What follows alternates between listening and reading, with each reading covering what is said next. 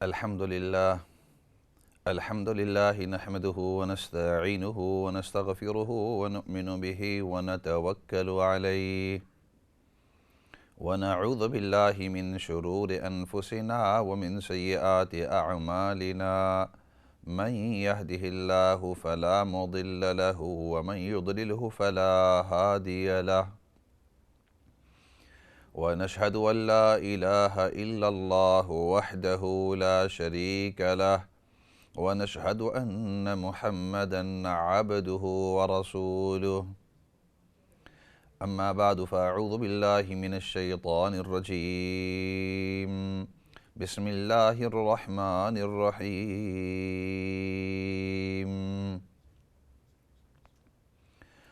قل إن كنتم تحبون الله فاتبعوني يحببكم الله ويغفر لكم ذنوبكم صدق اللہ العظیم۔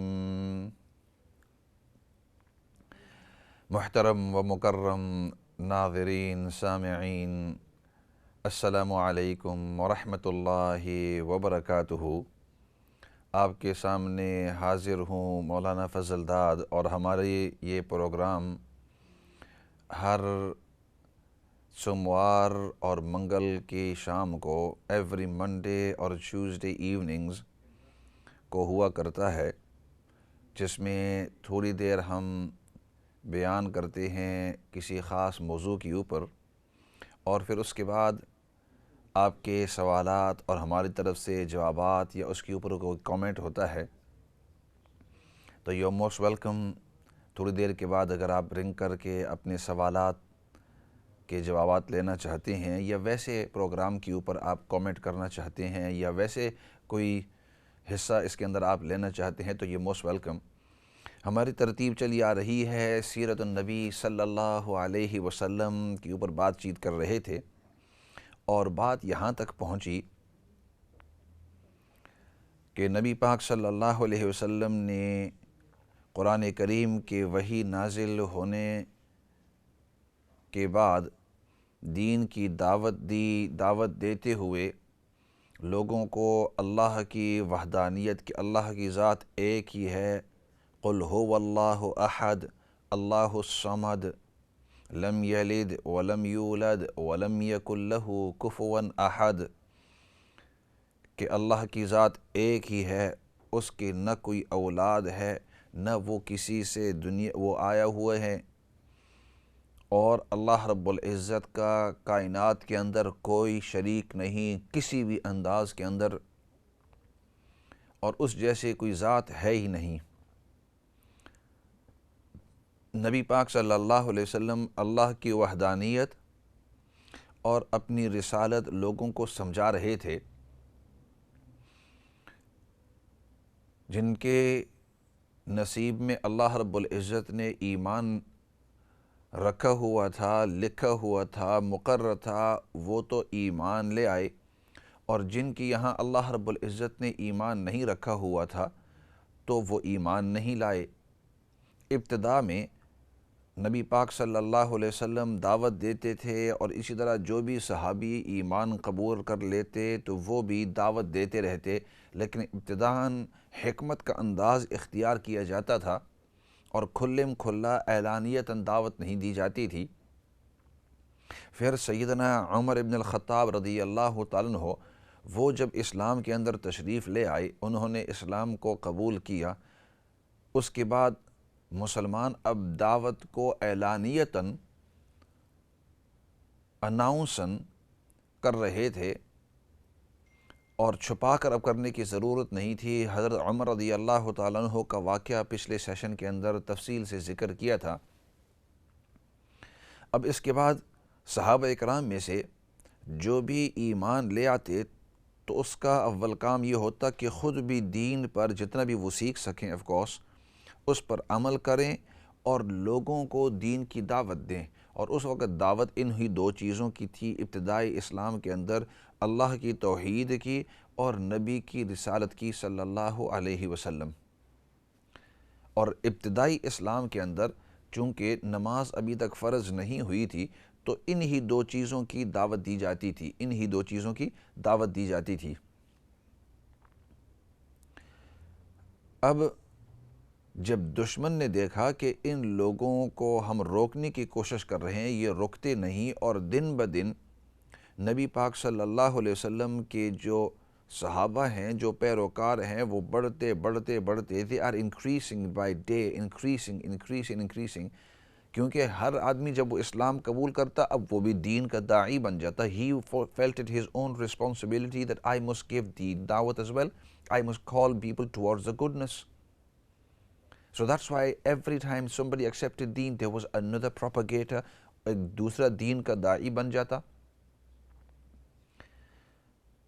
تو انہوں نے پھر جب یہ ان کا پلان فیل ہو گیا کہ نبی پاک صلی اللہ علیہ وسلم کو شہید کریں، جیسے کہ پچھلے سیشن میں تفصیل سے عرض کیا تھا کہ انہوں نے حضرت عمر رضی اللہ تعالیٰ عنہ کو تیار کیا، اللہ رب العزت نے ان کو ایمان کی دولت نصیب کی۔ تو اب جب یہ بھی پلان فیل ہو گئی کہ اب نبی پاک صلی اللہ علیہ وسلم کو بھی شہید نہیں کر سکتے، صحابہ اکرام کو ہم مختلف انداز سے ان کو تکلیفیں دیتے ہیں، ان کو پریشان کرتے ہیں، ان کو مارتے ہیں، لیکن پھر بھی یہ اپنے دین کو نہیں چھوڑتے، بلکہ ان میں سے کتنوں کو شہید بھی کر دیا لیکن پھر بھی وہ اپنے دین کو نہیں چھوڑتے۔ تو پھر آپس کے اندر وہ بیٹھے اور انہوں نے کہا کہ ایک دوسرا طریقہ ہے۔ اب اگلے مرحلے کی طرف آ رہا ہوں، اور وہ دوسرا طریقہ کہ یہ جو مسلمان ہیں ان کے ساتھ بائیکاٹ کرو، boycott the Muslims۔ اور یہ نبوت کے 7ویں سال کے اندر، نبوت آپ صلی اللہ علیہ وسلم پر سب سے پہلے وحی جس وقت آپ کی عمر 40 سال کی تھی، اس کے 7 سال کے بعد on the 7th year of نبوت یہ اب انہوں نے پلان پیش کیا کہ we're going to boycott the Muslims، ان سے بائیکاٹ کرو، اور بائیکاٹ کا انداز یہ ہوگا کہ ان کے ساتھ کوئی شادی نہ کرے اور ان میں سے کوئی ہم سے شادی نہ کرے، نمبر 1، ان کو کوئی کھانا دے بھی نہیں اور ان کو بیچے بھی نہیں، اور ان کے ساتھ کوئی خرید و فروخت بھی نہ کرے، نہ کسی کپڑے کا، نہ کسی کھانے پینے کا، کسی چیز کا بھی نہیں۔ اور اس میں سے دو جو بڑے خاندان تھے، ایک تھا بنی عبد الشمس اور دوسرا تھا بنی مخزوم اور بنو مخزوم۔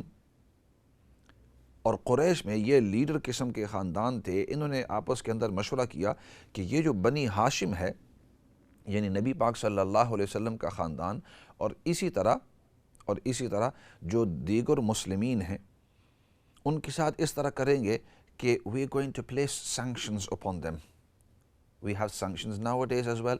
If a country is unhappy with another one because of certain reasons, they themselves place sanctions upon that country and they ask other countries to put sanctions upon them. وہ بھی ان سے آج کل بھی اس طرح ہوتا ہے کہ اگر کسی ملک سے کوئی ناراضگی ہو جاتی ہے تو یہ ملک کہتا ہے کہ ہم ان کے اوپر ان سے بائیکاٹ کر لیتے ہیں، ہم اپنا تیل ان کو نہیں بیچیں گے، ہم ان سے خرید و فروخت نہیں کریں گے۔ اور پھر جو دوسرے ملک ہیں ان کو بھی کہتے ہیں کہ ان کو اپنا کھانا پینا بھی نہ بھیجو اور ان سے کوئی خریدو بھی نہیں، تو پھر وہ ملک جو ہے وہ اکیلا ہو جاتا ہے۔ That country is isolated. Whatever they have produced between themselves, they begin to utilize that and they can't import, export from those countries. ان ملکوں سے پھر دیگر اشیاء جو ہیں وہ اندر آ نہیں سکتی۔ تو اس طریقے سے اس ملک پر اور وہاں جو باشندے ہیں the citizen of that country، اس کے اوپر یہ بڑا ہی زور پڑ جاتا ہے۔ ان کے اپنے جو کھانے ہیں وہ آہستہ آہستہ ختم ہوتے جاتے ہیں، ان کے جو کپڑے ہیں وہ دیگر خرید نہیں سکتے، وغیرہ وغیرہ۔ تو اسی طرح انہوں نے اس طرح کیا اس زمانے میں، اور انہوں نے کہا کہ اس طریقے سے کیا ہوگا کہ یہ جو قریش ہے، قریش کا خاندان، جب ہم ان کے اوپر کوئی خرید و فروخت نہیں کرنے دیں گے تو ان کے پاس جو اپنا کھانا پینا ہے چند مہینوں کے بعد وہ ختم ہو جائے گا۔ جب وہ دکانوں کے پاس آئیں گے خریدنے کے لیے تو ہم ان کو بیچیں گے نہیں، وہ کپڑوں کے لیے آئیں گے، ظاہری بات ہے 6-7 مہینے نہیں تو سال کے بعد ان کے کپڑے جو ہے وہ گھس جائیں گے۔ کپڑا خریدنے کے لیے کہیں جائیں گے، یہ لوگ ان کو کپڑا نہیں بیچیں گے، آہستہ آہستہ ان کے کپڑے جو ہیں وہ پھٹتے جائیں گے۔ بچے جو ہیں ان کے پاس اب تو کپڑے ہیں، سال ڈیڑھ کے بعد جب وہ بڑے ہوں گے تو وہ چھوٹے کپڑے تو ان کے اوپر چھوٹے ہو گئے، اب ان کو جب بڑے کپڑے خریدنے کے لیے جانا ہے تو کپڑے وہ بیچیں گے نہیں، تو اس طرح کریں گے، ان کے اوپر اس طرح جب زور آئے گا نہ یہ خرید سکیں گے کوئی کپڑے، نہ بیچ سکیں گے، اور ان کی یہاں جو چیزیں ہیں ان کی زمینوں کی، تو وہ اگر بیچنا چاہیں تاکہ ان کے پاس تھوڑا سا پیسہ آئے اور اس پیسے کے ذریعے کوئی چیز خرید سکے، تو ہم کہیں گے نہیں بھائی ہم آپ سے یہ چیزیں خریدتے نہیں ہیں۔ تو ان کی اپنی بہت ساری چیزیں ہو جائیں گی، اس کو ختم نہیں کر سکیں گے۔ نارملی کیا ہوتا ہے کہ ان کو بیچ کر آدمی پیسے ملتے ہیں اور باقی چیزیں ان کے جانوروں کا جو کھانا پینا ہے وہ بھی ہم ان کو نہیں لینے دیں گے۔ جانوروں کے اوپر بھی بھوک آئے گی، پیاس آئے گی، قحط سالی آئے گی، ان کے اوپر بھی یہ تمام کی تمام چیزیں ہوں گی۔ جانوروں کے اوپر بھی اس طرح سختی آئے گی، ان کے بچوں کے اوپر بھی سختی آئے گی، ان کی عورتوں کے اوپر بھی سختی آئے گی، ان کے جو بوڑھے ہیں ان کے اوپر بھی سختی آئے گی۔ اور جب ایک دو مہینے، 4-5 مہینے، 6-7 مہینے کے بعد جب ان کے حالات اتنے سخت ہوں گے کہ یہ اپنے گھٹنوں کے اوپر، تو یہ معافی مانگ کر ہمارے پاس آئیں گے، ہم ان کو اس وقت کہیں گے کہ یا تو اپنے دین کو چھوڑ دو یا تو اسی طرح سب کے سب جتنے بھی 100 کی تعداد کے اندر سب کے سب مر جاؤ۔ ان کا یہ پلان تھا۔ وہ باقی جتنے بھی خاندان تھے ان کو بھی کہا کہ تم بھی ان کے ساتھ لین دین نہیں کرنا، تم بھی ان کے ساتھ لین دین نہیں کرنا، تم بھی ان کے ساتھ لین دین۔ تو مسلمان جو ہیں دے وہ آئسولیٹڈ، وہ بالکل اکیلے ہو گئے۔ اور جو قریش ہیں، نبی پاک صلی اللہ علیہ وسلم اور صحابہ اکرام آپس کے اندر کہ اب ہم کریں کیا اور کیا کر سکتے ہیں، اس کا کوئی اور حل ہی نہیں ہے۔ خیر اس صورت کے اندر اور پھر وہ جتنے بھی تھے انہوں نے کیا کیا کہ انہوں نے جتنی بھی خاندان تھے ان سے کہا کہ آپ اس کے اوپر سائن کرو، اس کے اوپر ہم لکھائی کرتے ہیں اور جتنے بھی تمہارے خاندان کے رئیس ہیں، لیڈرز ہیں، ان کو اس کے اوپر سائن کرنا ہوگا، تاکہ ایسا نہ ہو کہ ان کی حالت اگر خستہ ہو گئی، اگر ان کی حالت سخت ہو گئی اور وہ زیادہ رونے لگے یا کمزوری آ گئی تو کہیں ایسا نہ ہو کہ تمہارا دل خفا نہ ہو جائے ان کے اوپر اور تم ان کو کھانا پینا دینا شروع کر دو، نہ ادھر سائن کر دو۔ تو ان سے لکھائی پوری ہوئی، جتنے بھی خاندان سے ان سے لکھوا کر، اور پھر انہوں نے یہ پورا جو بڑا پرچہ تھا سب کے اس کے اوپر سگنیچرز تھے اور وہاں لکھائی تھی اور سب سے پرومس لی تھی کہ ان کو کسی صورت کے اندر بھی ہم کچھ بھی نہیں دیں گے۔ وہ جا کر کعبۃ اللہ کے اوپر انہوں نے چپکا دیا، اور اس کی دو وجہ تھی۔ ایک تو یہ کہ کعبۃ اللہ کے اوپر جب ہوگا تو جب بھی وہاں سے کوئی گزرے گا وہ دیکھ کر اس کو یاد آئے گا کہ اوہو ان کے ساتھ لین دین نہیں کرنا ہے، ان سے بالکل ہم کٹ آف کر دیتے ہیں، اپنے آپ کو بوائے کر دیتے ہیں۔ یہ نبوت کے 7ویں سال کے اندر۔ اب ابتدا کے اندر مسلمانوں اور صحابہ اکرام اور جو قریش تھے ان کے پاس تھوڑا بہت اپنے جو کھجوریں تھی، تھوڑا بہت اپنا جو کھانا تھا، تھوڑی بہت اپنی جو دوائیاں تھی وہ تمام کی تمام تھی، لیکن انسان کھاتا بھی ہے، پیتا بھی ہے، ان کے جو جانور ہیں وہ بھی کھاتے ہیں، پیتے ہیں، بچے ہیں، بوڑھے ہیں، سب ہیں۔ چند مہینوں کے بعد جو اپنے پاس تھا وہ ختم ہونا شروع ہو گیا، اور خرید نہیں سکتے، کہیں بھی جاتے ہیں خریدنے کے لیے بھائی ہم آپ کو بیچ نہیں سکتے، ایسا آئسولیٹ کر دیا۔ یہاں تک وقت آیا اور پھر ان کے ساتھ ابو طالب جو ہیں، جو نبی پاک صلی اللہ علیہ وسلم کے چاچا ہیں، حالانکہ وہ مسلمان نہیں ہوئے ہوتے اس وقت، لیکن اس کے باوجود انہوں نے کہا کہ میں بھی ان کے ساتھ ہوں گا، اگر تم لوگ ان کو کچھ کھانا پینا، خرید و فروخت، اپنا شادی بیاہ وغیرہ ان کے ساتھ آپ کا لین دین نہیں ہوگا تو میں ان کے ساتھ ہوں گا، میں آپ کے ساتھ نہیں ہوں۔ اس وقت بھی اس نے نبی پاک صلی اللہ علیہ وسلم کا ساتھ دیا، صحابہ اکرام کا ساتھ دیا۔ اور پھر ایک وادی تھی، ایک علاقہ تھا، اس کے اندر جتنے بھی صحابہ اکرام اور مسلمان جو تھے، قریش جو تھے، مکہ سے لے کر اس طرف تھوڑے سے شفٹ ہو گئے کہ ادھر جو ہے یہ لوگ ہم سے بات چیت نہیں کرتے، لین دین نہیں کرتے، تو ادھر رہنا فضول ہے۔ اس کو شعب ابی طالب کہتے ہیں، شعب ابی طالب اس حصے کے اندر۔ اور وہاں پھر یہ بائیکاٹ جو ہے یہ پورے 3 سال تک رہی، 3 سال تک، 3 سال تک ان ظالموں نے 3 سال تک ان تمام لوگوں کے اوپر اس طرح کا ظلم کیا کہ ان کے بچے جو ہے وہ روتے بل بلاتے، بڑے بوڑھے جو ہے وہ کتنے اس کے اندر فوت ہو گئے، کتنے ایسی شادیاں ہوئیں جو شادیاں کرا نہیں سکے، کیوں 3 سال کی مدت جو ہے وہ بہت ہی لمبی ہے۔ 3 سال کے اندر ان کے اوپر بڑا ہی ظلم ہوا، بہت ہی ظلم ہوا۔ پھر اللہ نے اس انداز کے اندر کیا کہ یہ تو سب اللہ کی طرف سے مقدر تھا، کیونکہ جو کچھ بھی ہوتا ہے وہ اللہ کی اجازت سے ہوتا ہے، اللہ نے یہ سب کچھ پلان کیا ہوا تھا۔ یہ بھی ایک امتحان تھا مسلمانوں کے اوپر اور جو قریش ہیں ان کے اوپر۔ 3 سال جب ختم ہوئے تو 3 سال کے آخر میں وہ جو لٹکایا ہوا تھا اس کو کیڑوں نے آہستہ آہستہ کھاتے وہ تقریباً ختم ہو گیا۔ ویسے بھی جو دیگر لوگ تھے، جو سردار تھے، ان کے دل کے اندر تو ظلم اور نفرت اور ان کے دل کے اندر سختی تھی، لیکن جو عوام الناس، جو عام لوگ تھے، وہ دیکھ رہے تھے کہ یہ ہمارے خاندانی بھائی ہیں، بہنیں ہیں، ہمارے بھانجے بھتیجے ہیں، دور کے رشتہ دار ہیں، ہمارے یہاں بڑے ہوئے، ان کے اوپر جو ظلم ہو رہا ہے، لیکن وہ اپنے سرداروں کی سردارگی کی وجہ سے، ان کی سختی کی وجہ سے وہ کچھ کہہ نہیں سکتے تھے۔ دل کے اندر چاہتے تھے کہ ہم ان کے ساتھ لین دین کریں، ان کا لک آفٹر کریں، لیکن ان کے اوپر جو سردار تھے وہ بڑی ظالم قسم کے تھے، وہ ان کو چھوڑتے نہیں تھے۔ اب اس دوران کچھ سردار جو ہیں وہ مر گئے، کھپ گئے، کچھ جو ہیں ان کے دل کچھ نرم ہو گئے، کچھ وقت بھی گزر گیا۔ اصل بات یہ کہ اللہ رب العزت نے اس طرح مقدر کیا تھا، وہ جو پیپر تھا، کاغذ جس کے اوپر انہوں نے پرومس کی ہوئی تھی، وہ بھی ختم ہو گیا۔ اب انہوں نے جب یہ ہوا تو آپس میں وہ جو بوائیکاٹ تھی، انہوں نے کہا اب اس کو توڑ دیتے ہیں، اور اس کے بعد انہوں نے کہا کہ اس طرح کریں گے کہ اب لین دین دوبارہ شروع کرتے ہیں۔ تو یہ جو بائیکاٹ تھی، اس کے بعد پھر قریش جو ہے، جو مسلمان تھے، جو صحابہ کرام نبی پاک صلی اللہ علیہ وسلم واپس آ کر ان کے ساتھ گل مل گئے، لیکن وہ 3 سال جو تھے اس کا اثر یہ ہوا کہ مسلمانوں کے اندر بڑی کمزوری آ گئی۔ جو بیمار تھے وہ اور زیادہ بیمار ہو گئے، اور جو آلریڈی بیمار تھے ان میں سے کتنے جو ہیں وہ رخصت ہو گئے، کیونکہ دوائیاں وغیرہ نہیں تھی، کھانا پورا نہیں تھا، یہ تمام کی تمام چیزیں۔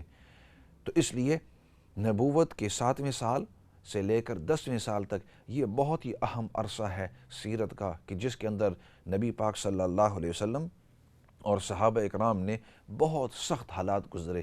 اسی وجہ سے بعد میں صحابہ اکرام فرماتے ہیں کہ ہماری ایسی بھی حالت آئی کہ بھوک کی وجہ سے ہمیں کچھ اور ملتا نہیں تھا، بھوک کی وجہ سے تو ہم ایسے کرتے کہ وہ جو درخت کے پتے ہیں ان پتوں کو اتار دیتے اور ان کو کھا لیتے اور ان کو چبا لیتے، لیکن اس کا اثر یہ ہوتا کہ پھر جب ہم استنجا کرتے تو جیسے بکریوں کے مینگنیاں ہوتی، اس طرح ہماری مینگنیاں ہوتی تھی، یعنی اس طرح کے حالات ہمارے اوپر آ گئے۔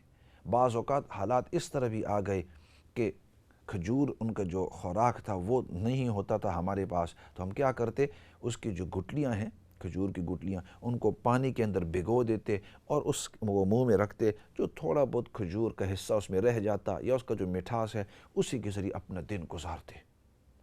کھانا بالکل نہیں تھا، پینا بہت کم تھا، لیکن اللہ نے کیا 3 سال، 3 بہت لمبا عرصہ ہے، 3 سال اس طرح بچے، بوڑھے، عورتیں جتنے بھی تھے تمام کے تمام، لیکن اللہ نے کیا 3 سال کے بعد اللہ نے ان کے دل جو ہے نرم کیے اور انہوں نے پھر واپس ان کو ملا لیا۔ اس کے بعد والا جو سال ہے اس کو عام الحزن کہتے ہیں۔ ایسے کرتے ہیں، کافی دیر سے ساتھی انتظار کر رہے ہیں کالوں پر، کچھ کالیں لے لیتے ہیں اور پھر اس کے بعد واپس آئیں گے اس موضوع کے اوپر۔ السلام علیکم ورحمۃ اللہ وبرکاتہ۔ جی وعلیکم السلام۔ مفتی صاحب، مجھے نا پلیز یہ پوچھنا تھا کہ میرے ابو کی نا ابھی حال ہی میں ڈیتھ ہوئی ہے، کوئی 5-6 مہینے میں، تو مجھے خواب میں وہ آئے ہیں کہ کل کے وہ ایسے بیٹھے ہوئے ہیں اپنے گھر میں صحیح طرح سے، جیسے وہ تھے کبھی جب وہ جاب کرتے تھے تو اس طرح بیٹھے ہوئے ہیں، تو ان کے پاس کافی سارے پیسے ہیں، تو انہوں نے اٹھائے ہوئے بہت سارے پیسے، تو میرا بھائی ہے تو ان کو وہ نا اس میں سے 2 نوٹ نکال کے دیتے ہیں نا، جیسے 1000 کے پاکستانی روپیز ہوتے ہیں ویسے نا، تو ان کو دیتے ہیں، اور وہ بہت سارے پیسے ہیں ان کے پاس، اور وہ بولتے ہیں کہ میں یوں دیکھ رہی ہوں کہ زیادہ ہیں تو زیادہ کیوں نہیں دے رہے. تو دوسرے میرے بڑے بھائی ہیں وہ بھی آ کے دیکھ رہے ہیں لیکن اس سے کچھ نہیں. لیکن جب میں وہ اس کو 2 دیتے ہیں نا میرے چھوٹے بھائی کو، تو پھر میں بولتا ہوں، میں جب دیکھ رہی ہوتی ہوں تو وہ بولتے ہیں کہ دیکھ رہی ہو تم، یہ 10 سال کے لیے 10 سال کی قسطیں ہیں، تو میں ایسے زیادہ نہیں دوں گا، ایسے ہی دوں گا نا. ٹھیک ہے انشاءاللہ. تو ان کو وہ دیتے ہیں، 2 نوٹ دیتے ہیں ان کو نا. تو میں بڑی پریشان ہوں کہ اس کا کیا کرنا چاہیے. ٹھیک ہے، آپ دیکھتے رہیں، سنتے رہیں. میں یہی عرض کروں گا شروع سے، اور ہمیشہ عرض کیا کرتا ہوں کہ ہمارا جو پروگرام ہے، جو دیگر پروگرام ہوتے ہیں اس میں خاص پروگرام ہوتے ہیں خواب کی تعبیر کے لیے. تو اس پروگرام کے اندر میں ایسے کرتا ہوں کہ خواب کی تعبیر کو ذرا مائنس کر دیتا ہوں، کیونکہ اگر ایک مرتبہ بتلا دی، پھر دوسرے آئیں گے، تیسرے آئیں گے. تو شروع سے اس لیے میں نے کئی سالوں سے جو اپنا پروگرام کر رہا ہوں تو اس میں ہمیشہ میں یہ کہا کرتا ہوں کہ 2-3 چیزیں. ایک تو یہ جو نام ہوتے ہیں، لوگ کہتے ہیں میرا یہ نام ہے، اس کا مطلب کیا. پھر دوسرا کہتے ہیں میرا نام یہ ہے، تو ناموں کے ایک سائڈ میں رکھ دیے.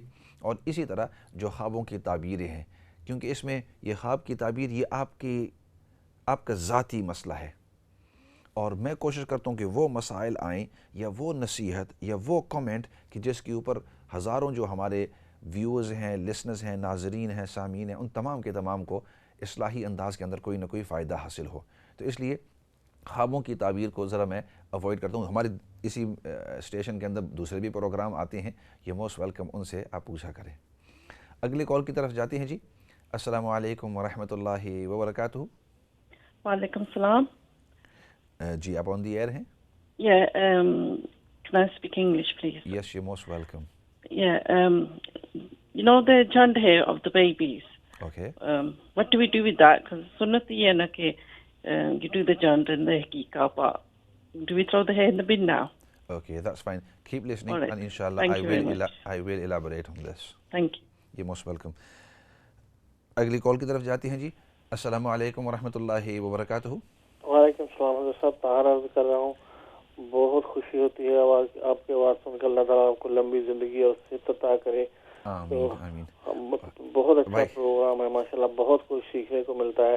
ہمیں بھی دعاؤں میں یاد رکھیں. اللہ تعالیٰ آپ کو بھائی Tahir, always nice to hear from you. عطا دے. always nice to hear from you. لیکن ساتھ میں یہ بھی میں کہوں گا، جی جی، آپ آن لائن، آپ کی دعا مجھے بہت اچھی لگتی ہے، لیکن ساتھ میں ایک دوسرا لفظ بھی جسٹ فار کیوں پیار محبت کے انداز میں بھائی بھائی کو کہہ سکتے ہیں. جب کوئی کہے کہ آپ کو اللہ لمبی زندگی دے تو اس کے ساتھ یہ بھی کہا کرو اللہ لمبی زندگی دے نیک اعمال کے ساتھ. آمین. کیونکہ کسی کی لمبی زندگی ہو، اچھے اعمال نہ ہو، اخلاص کے ساتھ. ٹھیک ہے انشاءاللہ. اللہ تعالیٰ لمبی زندگی اور اچھے اعمال کرنے کی توفیق دے. نائس آف یو، جزاک اللہ خیر. آمین. اسی کے ساتھ ایسے کرتے ہیں، ایک آدھ کال لے لیتے ہیں، پھر بریک کی طرف جائیں گے.